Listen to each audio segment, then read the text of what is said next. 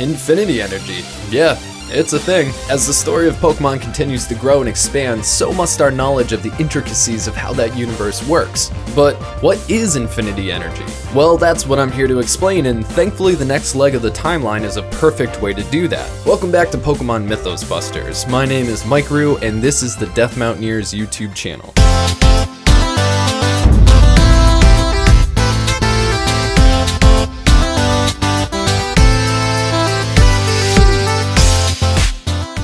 If you haven't seen the inaugural episode of this series, I encourage you to stop what you're doing and go check that out first, as it sets the stage for what you're about to take in as we journey into the next era of the mythos. All set? Okay, so before we get off to Hoenn, let's jump right back into the beginning. Our universe is an unimaginably vast expanse of space and matter. However, there is a finite limit to the substance held within it. Think of entirety as a breath. It's one double motion, inhale and exhale. That's how the universe works. You cannot breathe in without breathing out, and you cannot breathe out without then breathing in. There's also a finite amount of air that you can intake, and only the same can be let out. The universe works in the exact same way, erupting from a singularity, emerging outward in an expanse, and then collapsing in upon itself again. However, the energy which powers this machine of existence is perpetual and infinite. There is no limit to how the universe can express itself, and in the first episode we covered how the Pokemon universe was born, through an egg and through its inhabitant Arceus. This expression of the universe was created from pure infinity energy, and because of that, Arceus was immensely powerful. However, after he met his goals, he simply left his world to its own devices. With the Guardians of Time and Space standing sentinel as the protectors of the laws of the universe, and the late Guardians imbuing the land with Arceus's ideals, there just wasn't much left that he felt he needed to do, so it was time to sit back and watch what happened. Also, creating things takes a lot of effort, and since at one time Arceus was all that was, everything he made was taken from himself. It was literally a part of him. This means that the world of Pokemon is brimming with infinity energy, and also explains why Arceus was so tired. Time, though, has a way of changing things, and the leftover infinity energy from this momentous chaos of creation began to accumulate in pockets. First, representing itself as the craftsman Regigigas. Born from the land of Sinnoh, Regigigas is a creature of creation and of curiosity. With his mighty strength, he formed the landmarks that would one day give Sinnoh its characteristics, but forces were also appearing elsewhere in the world. In the depths, the pressure of the vast oceans brought together massive amounts of infinity energy. The same is to be said of the molten core of the world, as well as the vast skies. Within these torrents of pressure took shape the forces of nature. Kyogre, the beast of the ocean, Groudon, the beast of the land, and Rayquaza, the beast of the sky. Wherever Groudon stood, the land formed, and wherever Kyogre ventured, the seas swelled. Together, these two began to form the raw material of the world as we know it now. This commotion did not go unnoticed as Regigigas began to work once again, having a new purpose, which was to shape the world of Pokemon in his own design. Taking that raw material produced by Groudon and Kyogre, Regigigas relentlessly hauled the tectonic plates, forming continents and seas. But all was not well. Those in the sea cannot live on the land, and those on the land cannot survive in the sea. Likewise, Groudon and Kyogre were forever at odds with each other, mortal and permanent enemies. A relentless battle ensued, threatening to end the meticulous work of Regigigas and halt the process of creation set in motion by Arceus. The Titans clashed, and in their primal forms, the two threatened to destroy everything until Rayquaza stepped in. He calmed the two, and at peace, the pair retreated to separate caverns to rest. Regigigas finished his work and created the land of Hoenn upon their resting ground. With his task complete, Regigigas turned to Sinnoh, a craftsman now lonely with no work to be done, proceeded to create 3 Pokemon in his own image: Regirock, Regice, and Registeel. We now have our second region in the timeline, the land of Hoenn.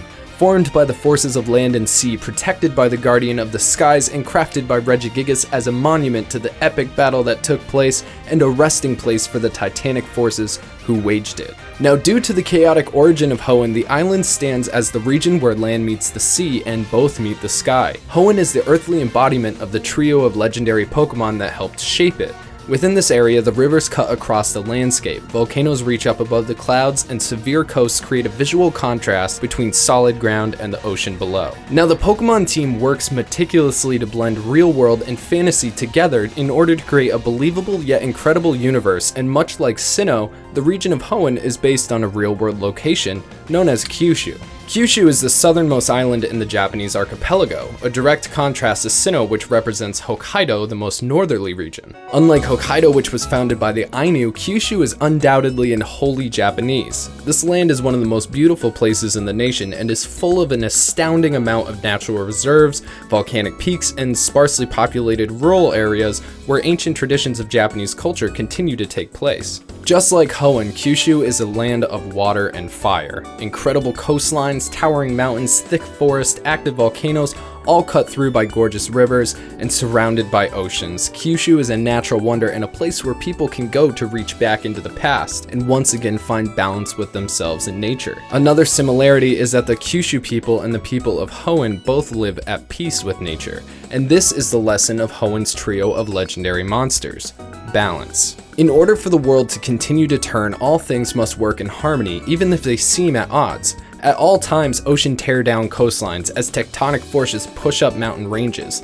Never is there a time where the ocean does not meet the land. Never is there a time where the sky holds no dominion over the two. This is a representation of the dichotomy of conscious thought. Without dark, we have no light. Without death, we know no life. One cannot exist without the other, regardless of how much at odds the concepts are. Without evil, we have no good, so it's necessary for evil to be done to remind us of what is right. And the same goes for the forces of nature. Without destruction, we have no growth. So forever, Groudon and Kyogre must battle when they meet. Despite being the Pokemon version of a kaiju movie, these legendary monsters mirror some of our world's most famous deities. But unlike the legendaries of Sinnoh, who were clear embodiments of Ainu Kamuis, the Hoenn Gods reflect a more Western concept of divinity. These Pokemon by nature are wrathful, but with their actions come change. An example: where Groudon steps, so forms the land, and where Kyogre goes, so fills the seas. Unlike Arceus, these two have created out of their single-minded urge to fight each other, leaving Regigigas to build out of their raw material, and Rayquaza to quell their anger. All four of these Pokemon were the result of powerful infinity energy manifesting itself in a corporeal form. Most likely, the weather trio mirror the ancient Hebrew creatures of legend: Behemoth, Leviathan, and Z's. Though physically the legendaries and the Hebrew beasts share no traits other than just being huge,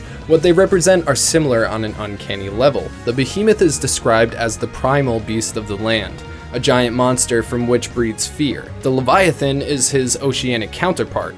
In Hebrew mythology, the two clash titanically until their wrath is quelled by the hand of God. However, Rayquaza isn't a god, or is he? Technically, no. Honestly, there is no god of the Pokemon world. Arceus, though immensely powerful, was just the original one. He was created at the origin of the universe, but is more of a manifestation of the powers of that universe, a product of pure infinity energy. But after he set up the rest of creation, he left it to its own devices. And while the Hoenn legendaries are brought to life by infinity energy, they're also made of earthly substances as well. Groudon from magma, Kyogre from the waters in the ocean, and Rayquaza from elements in the atmosphere. So despite not being a god, Rayquaza is still master of the skies, and his counterpart Z's was the beast of the sky and the mightiest of the birds. He was also one of only 3 giant beasts in those Hebrew myths. However, each of these Pokemon have a Japanese twist to them. The Behemoth traditionally is an ox. However, Groudon is a giant dinosaur, reminiscent of Godzilla and other kaiju monsters who do battle and cause great destruction. Kyogre is a giant whale, which is possibly designed in the image of Amamas, yet another Ainu creature whose enormous body blocked rivers and flooded the land, while Rayquaza takes the form of a Japanese dragon. Going back to equating Rayquaza as a god, unlike the dragons of the West, Japanese dragons were usually depicted as guardians or gods.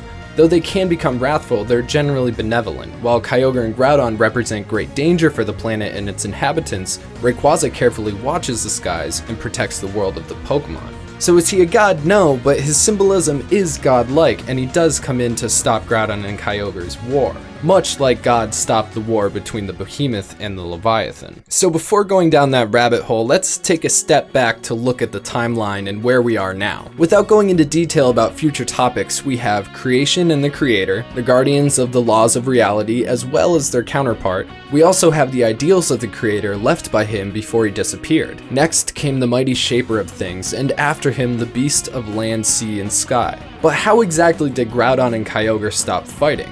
We know that Rayquaza stopped them, but how did he do it? Well, it all comes down to the red and the blue orbs. Now, how these were created is a mystery, but I do have a theory. but it involves them having to be made by Rayquaza himself. Now, where he lives in the atmosphere, there is a substantial amount of meteoroids left over from creation, filled with infinity energy. Rayquaza was born with a special organ that stores this energy and makes Mega Evolution possible for him. That's right, Rayquaza actually eats those meteoroids. The organ then harnesses and stores the power of the infinity energy for Rayquaza to use. During the fight, it's possible that Rayquaza managed to fill empty meteoroids with Groudon and Kyogre's expended infinity energy, which then reduced the two combatants to a normal state, locking away their primal reversion. Those meteoroids then became the red and blue orbs. Sedated, Groudon and Kyogre retreated to separate dwellings to rest. The orbs were laid atop Mount Pyre, never to be touched again, but they were.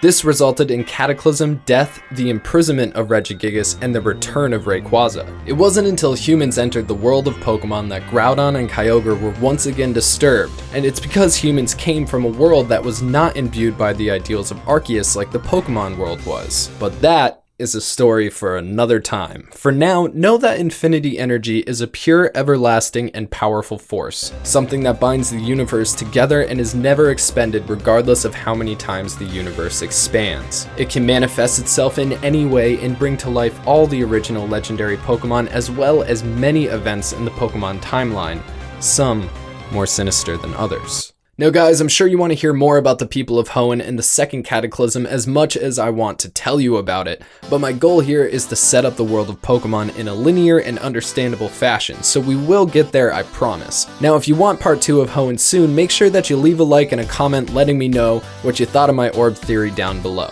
Stay tuned, in a couple of weeks we are going to be heading to Johto, which is one of my favorite regions and is full of awesome culture and lore. So thank you guys so much for watching. If you're new here, make sure to subscribe for more content. For news and updates and some stupid memes, follow us on social media.